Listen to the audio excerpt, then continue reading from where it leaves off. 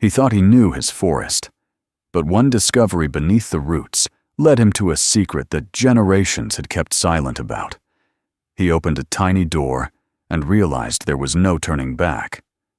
Subscribe and write in the comments which city you are watching from. The storm had passed hours ago, but its memory still clung to the rainforest like smoke after a fire. The trees dripped with heavy droplets that fell in slow intervals, tapping the soaked earth with the rhythm of a heartbeat. The air was thick with the scent of torn leaves, wet bark, and minerals dragged upward by the swollen roots. Everything felt unsettled, as if the forest itself had woken from a violent dream and was still trying to remember what had happened. Ethan Moreno moved through the lingering haze with the steady, instinctive gait of someone who had walked this land all his life. At 38, he had spent more years under the canopy than outside it. His boots sank into the wet soil with each step, but he didn't mind. He had grown accustomed to the moods of the forest, the way it breathed, the way it recoiled, the way it guarded its secrets when it sensed strangers nearby. To Ethan, the rainforest wasn't an obstacle, but a companion, ancient and unpredictable, and one he respected deeply. He had learned that respect from his parents long before he ever dreamed of becoming a ranger. His father had been a guide for foreign researchers, a man who could follow an animal's trail even days after it had passed. His mother gathered plants, not for trade or profit, but to preserve the knowledge handed down from older generations, knowledge of healing leaves, of roots that cured fevers, of vines that warned of storms. From them, Ethan inherited a reverence for whatever the forest chose to reveal, and a humility for whatever it chose to withhold.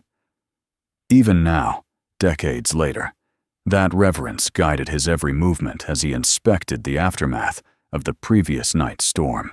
His radio had crackled before dawn, summoning him for an urgent inspection of Sector 7, one of the deeper regions of the preserve. The storm had torn through that part of the jungle with brutal precision, uprooting trees and shifting terrain in unpredictable ways. It was dangerous territory for tourists or poachers. Two groups Ethan had spent his life trying to protect the forest from, and the administration needed a detailed assessment before they could mark the area stable again. He had begun walking long before the sky brightened, carrying only what he needed: a compass, a machete, a field notebook, and the instinct that came from years spent listening to the murmurs of the jungle. His pack bumped lightly against his back with each step as the dim morning light filtered through the trembling leaves overhead. The forest seemed unsettled, almost wary. The usual chatter of birds was sparse, replaced by occasional rustles and the faint groan of shifting branches. A lesser ranger might have missed the warning signs, but Ethan noticed every detail: the way the humidity gathered differently on the bark, the way the moss hung heavier on one side of the trees, the way the wind moved without touching the lower leaves. To him, all these things spoke in a language he understood, without needing to translate. He paused near a fallen ceiba tree, whose enormous roots had erupted from the ground like a massive rib cage. The earth was fresh, still shifting, still sighing under the weight of the storm's violence. He knelt, examining the soil, then rose again. Nothing unusual yet, nothing more than the typical destruction that followed a powerful Amazonian tempest. But somewhere in his bones, he felt that the storm had awakened something deeper. When he reached the ridge overlooking a small valley, he slowed. The forest below was drenched in silver mist, the canopy trembling with every drop of moisture falling from above. The sight would have been beautiful, if not for the faint unease gnawing at the back of his mind. He couldn't pinpoint why he felt it, only that it lingered like a shadow he couldn't shake. He continued downhill, cutting through dense ferns and weaving among trunks blackened by the storm. His breath was steady, his pace deliberate. He had no desire to rush. Rushing in the rainforest was an invitation to injury, or worse. The deeper he went, the quieter everything became. The last hints of birdsong faded, replaced by an unnatural stillness. It was the kind of silence the forest only adopted when it was watching. Ethan felt it as surely as a person feels a gaze on the back of their neck. He slowed again. "Something's off," he murmured under his breath. He could feel his mother's warning echoing inside his memory. When the forest goes silent, pay attention. It is deciding whether to warn you or welcome you. He stepped carefully now, every sense sharpened. A few minutes later, he noticed it.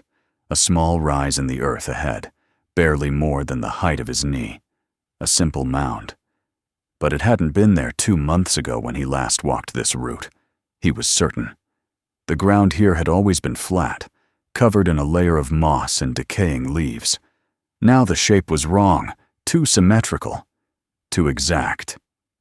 Storms didn't create geometry. Nature didn't make shapes with such intention. Ethan approached slowly, crouching as he placed a hand gently on the mound. The earth was damp and cool, but beneath his fingertips, he felt something solid, something wooden. His pulse quickened, though he didn't immediately understand why. Perhaps it was the unfamiliar texture, or perhaps the strange sensation that traveled through his hand. A faint vibration, or maybe a memory the wood itself carried. He brushed away more of the soil, revealing a surface darkened with age. It wasn't a root or fallen branch. It was something crafted, something carved. His breath caught. He swept the rest of the soil aside with careful, delicate movements. Soon, the object emerged completely from the earth. A tiny wooden structure, no taller than 30 centimeters.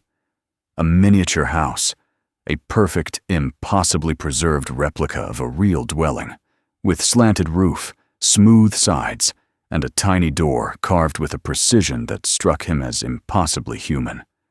For a long moment, he simply stared. He had spent his life respecting the boundaries of the forest, documenting its flora, its fauna, its storms. But never had he found something like this. His mother's stories returned to him with the force of a forgotten memory, the tale of a vanished people who hid their knowledge not in great stone temples, but in small wooden houses scattered deep in the jungle, where only those who truly listened could find them. He had never believed such legends, not fully. Yet the carved spirals and interwoven symbols covering the little house looked exactly as she had described them when he was a child. They were not random decorations. They were language. He felt the forest shift around him, as if its breath had paused. Even the wet leaves seemed to cling to the air without moving. It was the kind of stillness that happens before a revelation or a warning. He reached out, his fingertips brushing the carved wood. Despite the humidity, the house felt solid, preserved as if protected by a force older than time. The carvings were intricate, spirals nested inside spirals, lines flowing like rivers, shapes of animals and plants merging into patterns he could almost read. Almost, but not yet. Something inside him stirred, a mixture of awe and responsibility. He knew instantly that he could not leave the house exposed, nor could he open it. Not yet. Whatever rested inside, if anything, deserved care and patience. He covered the house gently with a thick layer of leaves, careful not to damage its delicate surface. He took photos from different angles, sketched the carvings in his notebook, and marked the coordinates as precisely as he could. His pulse remained elevated as he stood. The discovery unsettled him in a way storms never could. This wasn't destruction. This was memory revealed, not created. As he turned to leave, the forest remained silent. It felt heavier now, its shadows deeper, its gaze sharper. He didn't hear anything, but he sensed something watching. Something that had been asleep for a long, long time. On the walk back to his cabin, he kept replaying the discovery in his mind. He tried to convince himself that the mound had simply been unearthed by the storm, that the house had been buried for centuries, waiting for a shift in the earth. But he knew better. He knew the forest. This was not an accident. By the time he reached his cabin, dusk was settling, spreading long shadows across the clearing. He sat at his wooden table, laid out his notebook, and stared at the sketches he'd made of the carvings. Each spiral seemed to pull him inward, as if whispering a message he wasn't yet prepared to hear. He wrote observations until the page was full, then continued on the next, documenting every sensation, every detail of the find. He should have radioed headquarters, reported the anomaly, followed protocol. But his hand froze each time he reached for the radio. Instead, he whispered into the dim cabin, as if confessing to the forest itself. Not yet. He didn't sleep well that night. The storm in his mind was louder than the one that had torn through the canopy. He saw the tiny house each time he closed his eyes. He saw symbols glowing faintly in the dark, and somewhere in the distance of his restless thoughts, he felt a calling, a pull deeper into the forest's memory, drawing him toward something he had not yet discovered. When dawn broke and the mist began to roll over the ground like breath from beneath the earth, Ethan rose with a clarity he hadn't felt the night before. He packed tools, a camera, and supplies for a long day's work. He marked his route casually in the daily log, offering no detail that would betray the truth. He stepped out into the humid morning, the taste of rain still lingering in the air. The forest awaited. And though he did not fully understand why, Ethan felt certain of one thing. Whatever he had found yesterday was only the beginning. The morning air felt heavier than usual when Ethan set out again, as though the forest had drawn a deep breath and was now holding it in anticipation. The mist clung low to the ground, swirling gently around his legs as he followed the familiar path toward Sector 7. After a restless night filled with fragmented dreams of carved spirals and silent wooden doors, he moved with a new sense of gravity. The small wooden house he had uncovered the day before had unsettled something inside him, something that no storm, no threat, no encounter in the wilderness had ever stirred with such intensity. He replayed every detail as he walked, the tremble of the carvings beneath his fingertips, the unexpected perfection of the wood, the uncanny preservation despite centuries of humidity. Most of all, he remembered the silence, the complete, absolute stillness of the jungle around him, as if the entire forest had paused to witness the moment he brushed the dirt from the little roof. Now, as he returned to the site, that memory pulled him forward, like a thread woven into the earth itself. He carried a heavier pack today. Inside were brushes, cotton gloves, a moisture-proof satchel, markers for mapping, a portable camera, and a protective wrap tools commonly used for cataloging delicate artifacts, even though his official role rarely brought him into contact with anything archaeological. He had borrowed them discreetly from the small research outpost a few hours away, offering no explanation beyond a casual remark about needing to document potential storm-displaced relics. No one questioned him. He had cultivated a reputation for quiet responsibility and meticulous care over his years in the reserve. Trust, once earned in the forest, became a second skin. Still, as he made his way deeper into the jungle, he felt the weight of secrecy pressing against that skin. He was withholding something monumental, something he did not yet understand, but knew he could not reveal prematurely. It was a strange, almost guilty feeling, but it did not deter him. If anything, it strengthened his resolve. The forest had entrusted him with something sacred, and he was determined not to betray that trust. As he neared the location, he noticed subtle changes in the environment. The birds were quieter here. The usual buzz of insects had softened. Even the rustling leaves seemed restrained, as if fluttering under an unseen command. Ethan paused for a moment, absorbing the silence. It was not threatening, not ominous. It felt expectant, somehow, like a pause before a story continues. When he reached the small rise where he had unearthed the miniature house, he felt a strange sense of relief. The mound remained undisturbed, just as he had left it. The camouflage layer of leaves and soil had held. No animals had pawed at the site, and no signs indicated that the storm had further shifted the ground. He knelt beside the mound and brushed aside the covering, revealing the dark, carved wood beneath. Even in the filtered daylight, the carvings appeared almost luminous, the spirals catching the faint rays that pierced through the canopy.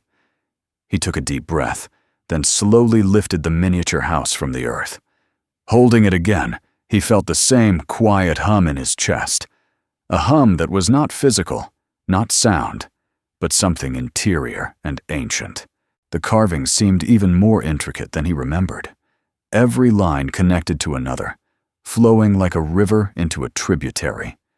Every spiral intersected with patterns resembling leaves, animals, and the outlines of small human figures. It was not merely decoration. It was narrative. Language. Memory shaped into form. He carefully photographed each face of the tiny house, turning it gently in his gloved hands. Then he placed it inside a padded compartment in his satchel. He did not intend to transport it. He only wanted to protect it while he documented the surroundings. But before he could stand, something else caught his attention. Something so subtle, he almost dismissed it at first. Near the edge of the clearing, partially buried beneath soil and moss, lay another shape. But unlike the first, this one was not intact. He approached it slowly. The ground here appeared disturbed in a way that suggested long-term erosion rather than the sudden upheaval caused by the storm. The remnants of another miniature structure were scattered in pieces. Small wooden fragments, carved with the same patterns as the first, though worn and faded. He crouched, examining each fragment. A slanted roof beam broken in half, a side wall covered in spirals, a tiny carved post that might once have supported a doorway. Time had not been kind to this second house. Most of it had decayed, leaving only the ghostly suggestion of what it once had been. He sketched its outline, marking its approximate original dimensions, and took careful photos. The discovery deepened his suspicion. There were more. Perhaps many more. The first house had survived not because it was unique, but because it had been buried deeply enough to escape the ravages of time. This second house, this ruined one, proved that the small wooden structures had once formed a larger collective presence, possibly arranged with purpose. Driven by a new urgency, Ethan expanded his search area. He moved slowly in widening circles, scanning the ground for unnatural rises, shifts in soil, or hints of carved wood.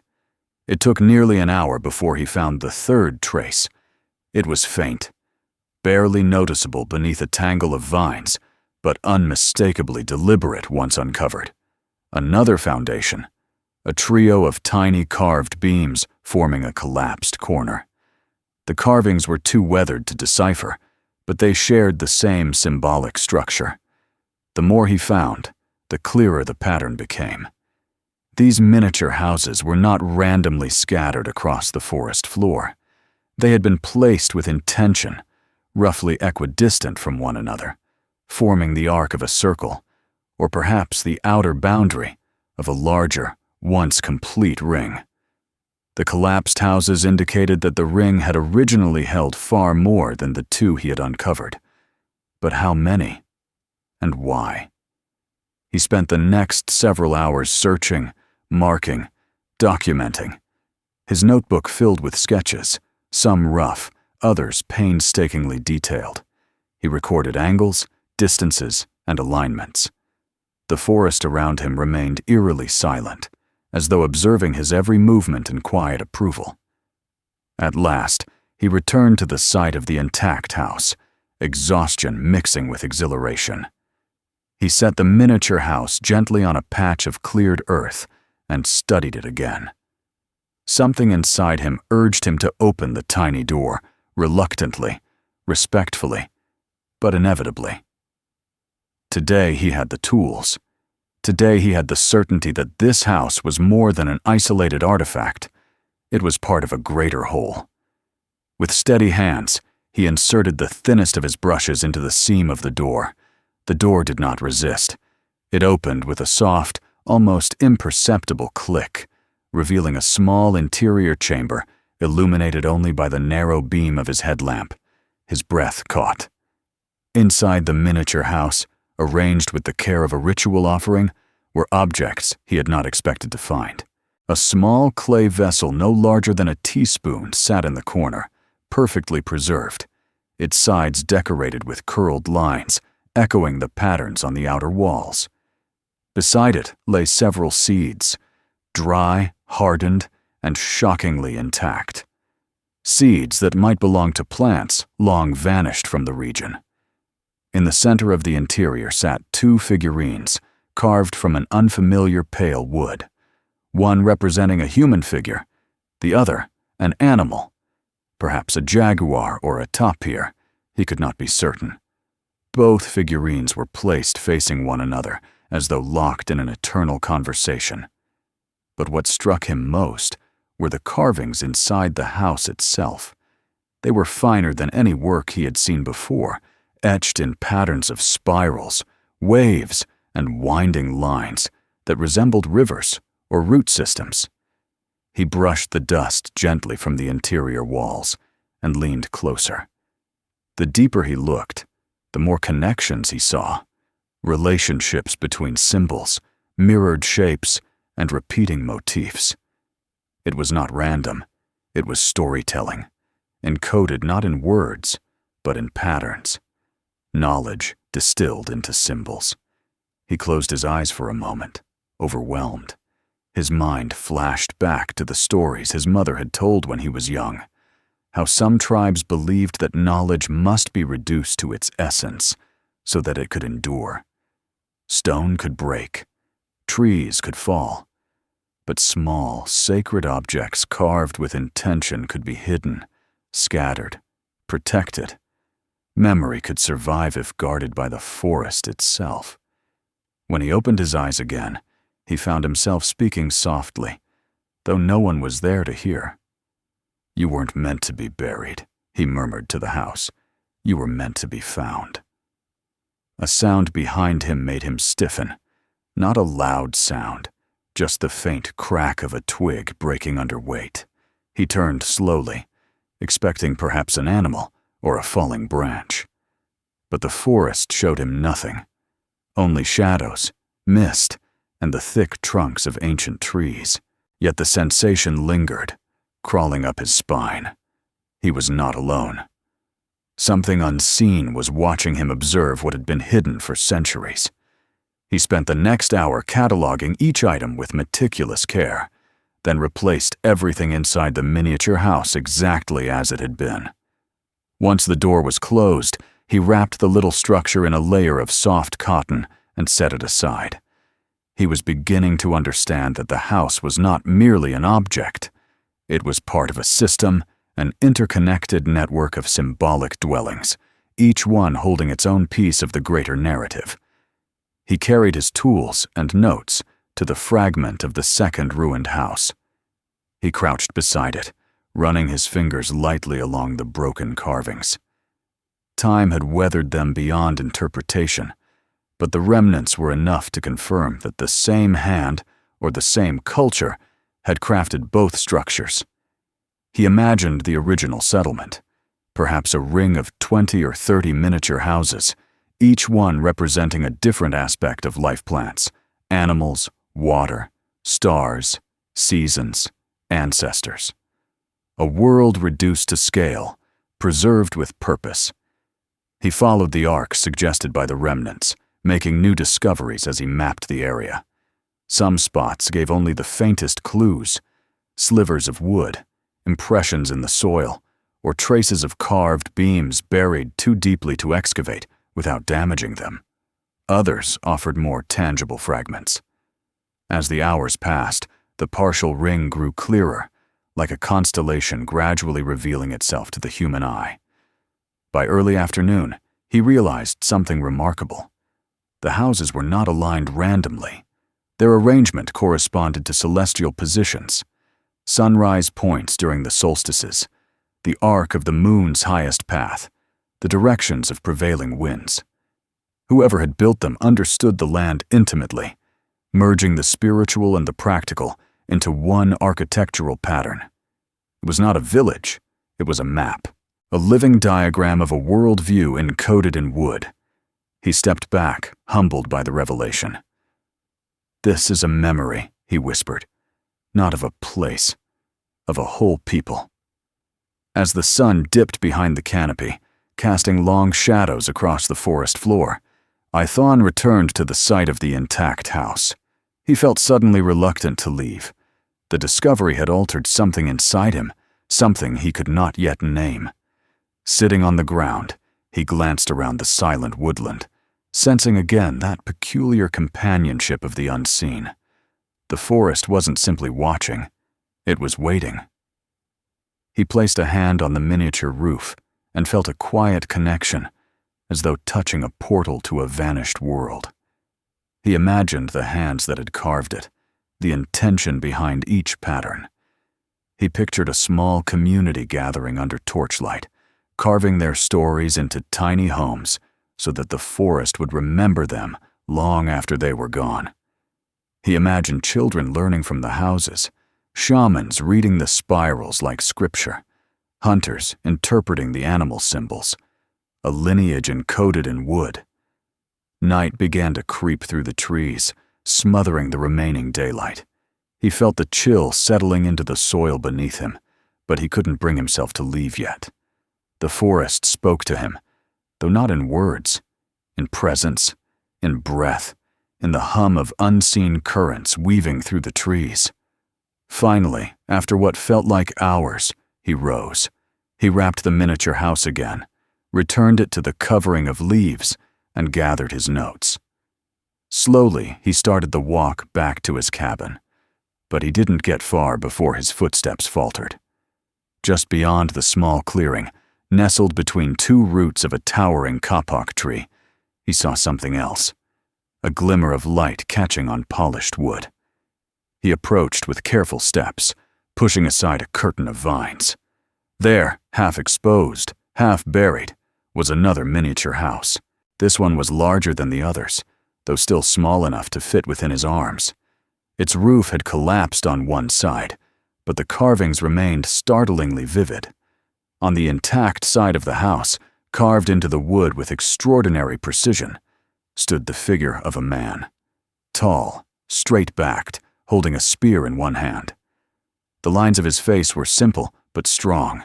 His stance was watchful, poised at the edge of an unseen path.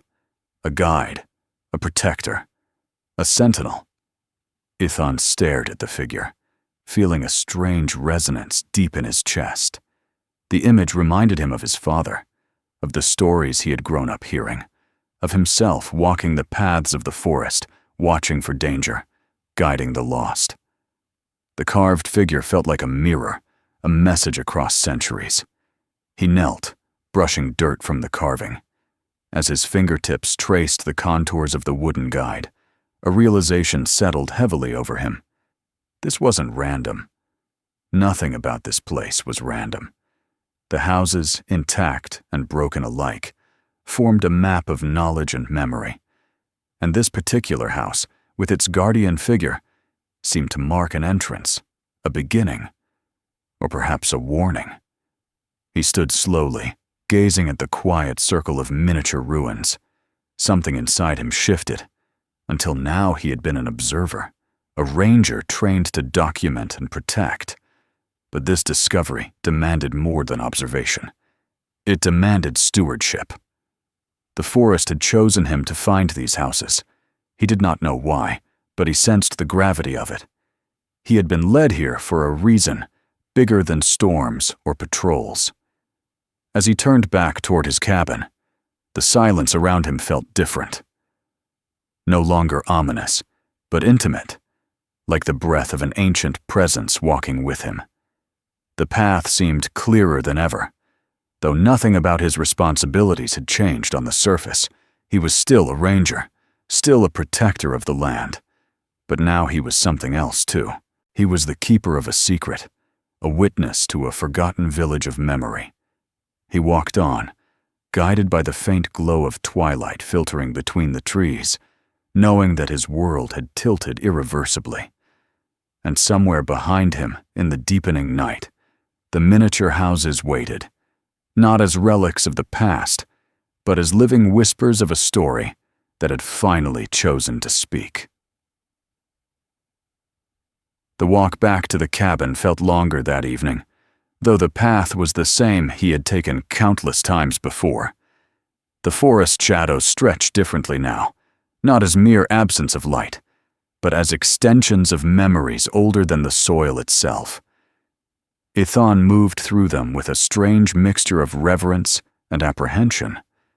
His pack felt heavier, though it carried nothing more than his tools and notes. Perhaps it was the weight of knowledge inside it, the sketches of a forgotten village, the record of symbols that spoke of an invisible world, the realization that what he had uncovered was not just a fragment of history, but a living echo of a people the world no longer remembered. When he finally pushed open his cabin door, night had already settled outside. He set his pack on the small wooden table, lit the lantern by the window, and lowered himself into the chair. The cabin was quiet, save for the hum of insects beyond the walls. But inside, his thoughts were loud and restless. He opened his notebook, filled with drawings from the day, and looked at the ring of tiny houses he had begun to map. Each arc, each pattern, each distance between them was deliberate. None of it was coincidence. He traced a finger along the line he believed marked the circle's perimeter. The houses formed something like a ritual wheel, part celestial calendar, part cartographic diagram, part spiritual testament. The guardian figure carved onto the larger ruined house lingered in his mind. It felt like a message, a signpost carved across centuries. Someone had stood watch over the knowledge contained in those little dwellings. And now, the forest had led him to stand watch in turn. But even as he studied the drawings, the radio crackled behind him, snapping the cabin's silence. The sudden sound made his pulse spike. He closed the notebook and turned toward the radio, hesitating for a heartbeat before lifting the receiver. The familiar voice of his superior carried through the static, businesslike and clipped. They were requesting a status update on Sector 7, details about treefall, erosion, soil shifts, routine assessments that would normally demand nothing more than a few minutes of reporting. But tonight, the questions cut deeper. They wanted to know if anything unusual had been found. Any signs of exposed artifacts, displaced structures, or unexpected disruptions in the terrain. Ethan's breath caught for the briefest moment. This was the moment he had been dreading since the instant he unearthed the house. He forced his voice into steadiness, answering calmly that the storm had caused significant but ordinary damage.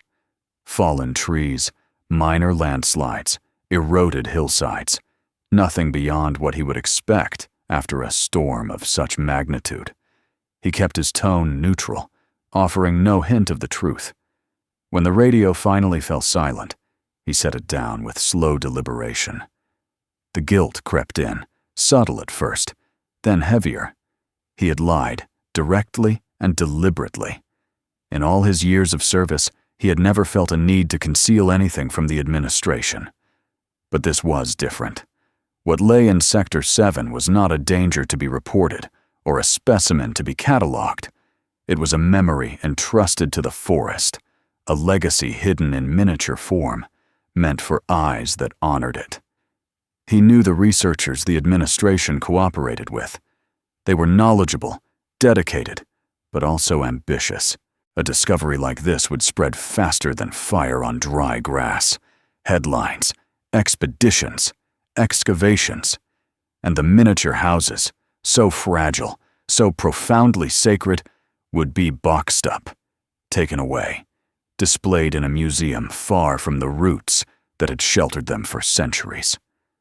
He pictured the tiny guardian figure under artificial lights, stripped of its purpose, its meaning reduced to a plaque on a wall.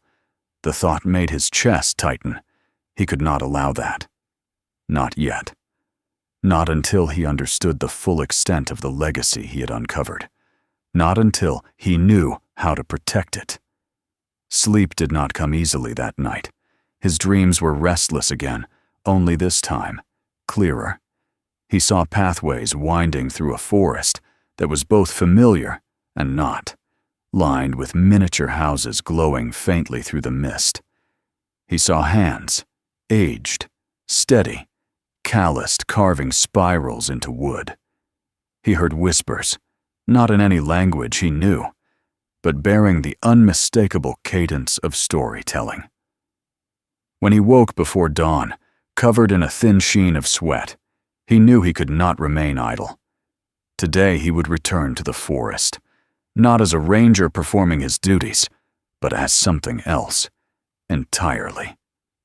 Something he had not yet fully named, but already felt growing inside him like a second heartbeat.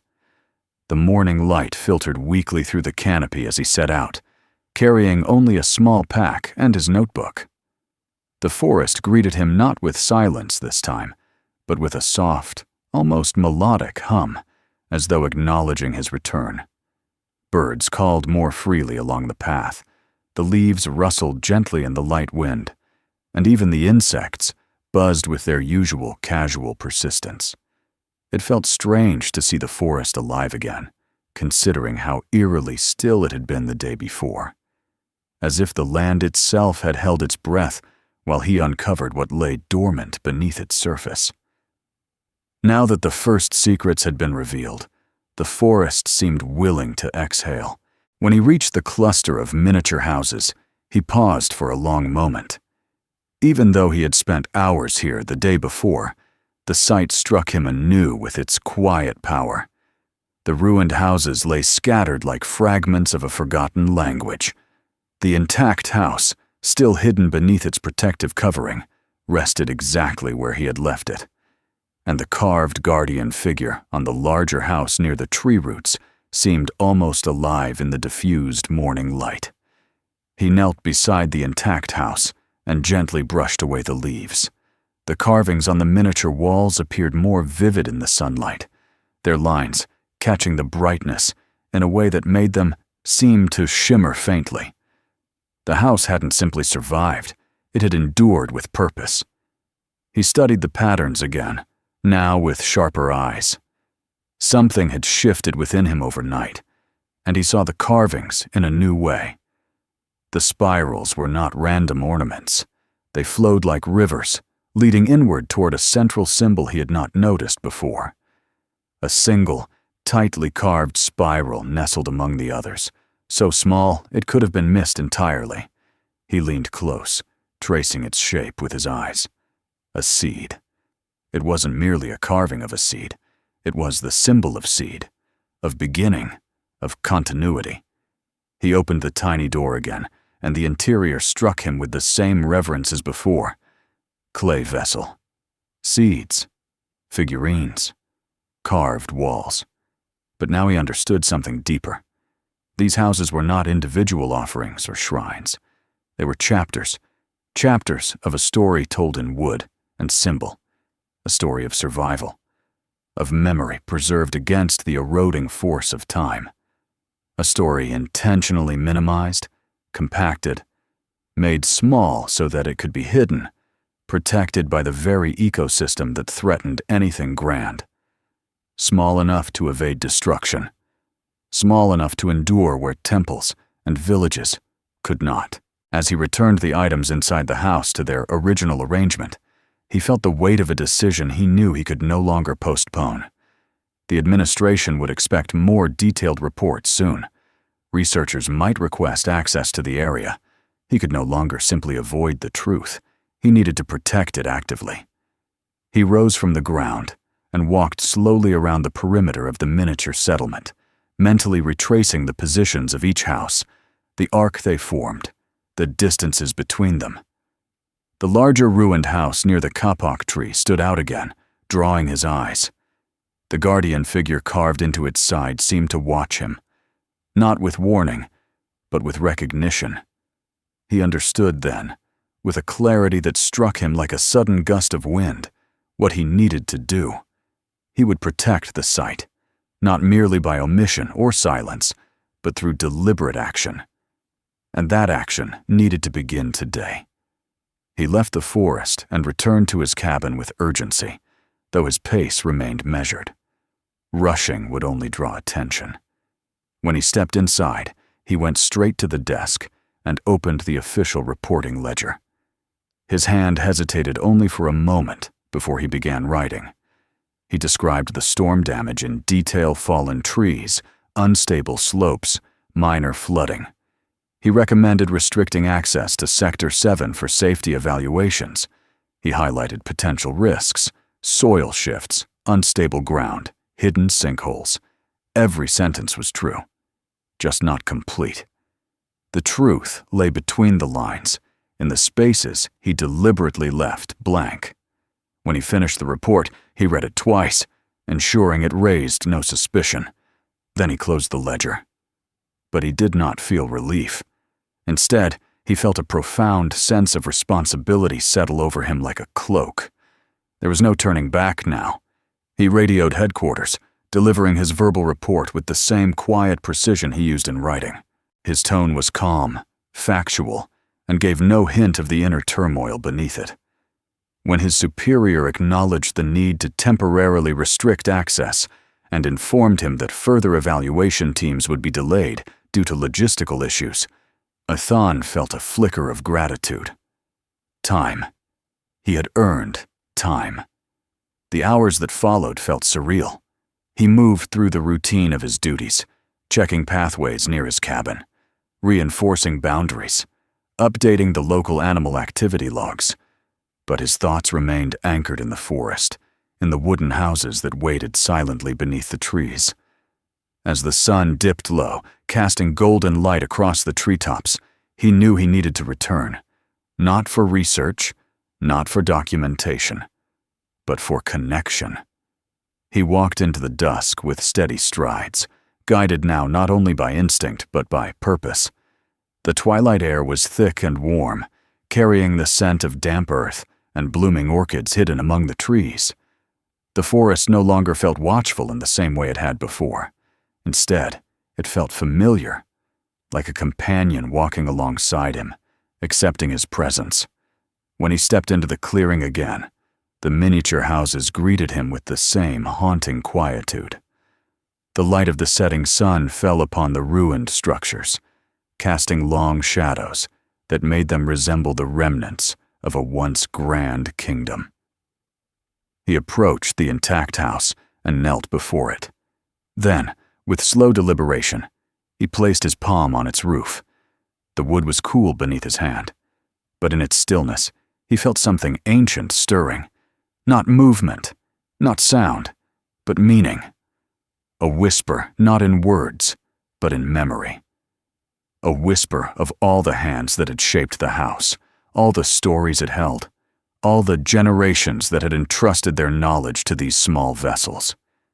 He bowed his head, closing his eyes, and allowed himself a moment of stillness. Not ranger, not investigator, not keeper of records, but guardian, a role he had not chosen, and yet one that fit with an almost eerie inevitability. The forest had guided him to this place, these houses, this legacy, and now he would guide the legacy forward, protect it, honor it, preserve it. When he finally rose, night had fully settled around the clearing. The trees stood like silent sentinels, their branches swaying gently in the soft breeze. He felt no fear. The darkness did not threaten him, it welcomed him. As he began the walk back to his cabin, he felt a certainty deep within his chest. One he had never experienced with such intensity. He understood his path now. He would not allow the miniature houses to be uncovered by careless hands.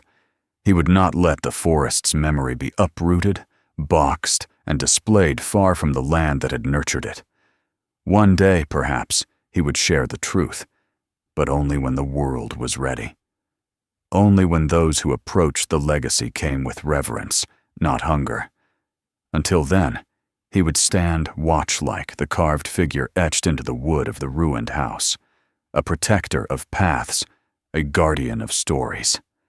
The forest had revealed its secret to him, and he, in turn, had made a promise, one carved not in wood, but in the quiet chambers of his heart, a promise to protect what had survived against all odds, a promise to guard the seed of memory entrusted to him, a promise whispered into the night as he stepped through the darkness, back toward the cabin, back toward a life forever changed.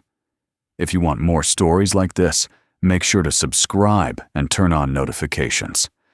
Watch the next video and explore the rest of the channel. Every story matters. Share this video with someone who needs to see it.